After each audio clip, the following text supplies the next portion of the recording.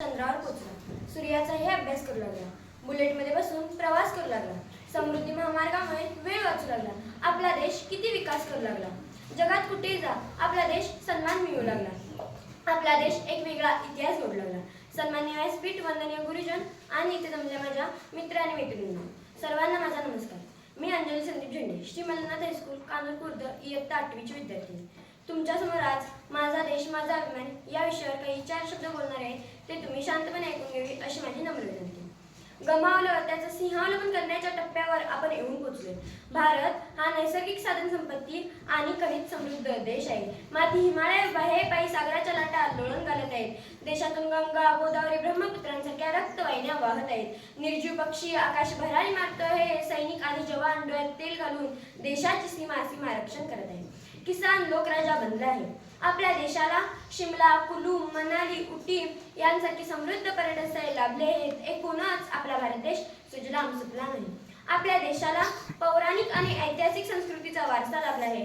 अनेक जाती धर्मांचे लोक इथे एकत्र गोविंदाने राहतात. संत ज्ञानेश्वर, संत तुकाराम, संत कबीर यांसारखी थोर संतांची भूमी असलेल्या आपल्या देशातील संस्कृती आज जागतिक पातळीवर एक सर्वश्रेष्ठ संस्कृती मानली जाते. भारत एकाच वेळी आध्यात्मिक आणि विज्ञानातही अग्रेसर होत आहे आणि खेळ प्रकारात तर भारताने जागतिक दर्जाची कामगिरी केली आहे.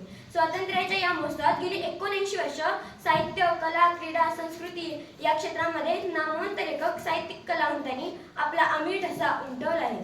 पण असे असले तरी एकीकडे मात्र प्रगती होत आहे आणि दुसरीकडे मात्र अनेक गोष्टी आपल्याला वेदना देत आहेत. स्वातंत्र्यासाठी अनेक शूरांनी आपले बलिदान दिले, स्वातंत्र्यासाठी आपले संपूर्ण आयुष्य खर्च केले, स्वातंत्र्यासाठी रक्ताचा सडा सांडला, पण आम्ही मात्र रक्ताचा गाव बाजार मांडला असे कधी कधी उगाच वाटते. आज चीन, पाकिस्तान सारख्या परकीय शक्ती सीमेवर आक्रमणाच्या तयारीत असतात.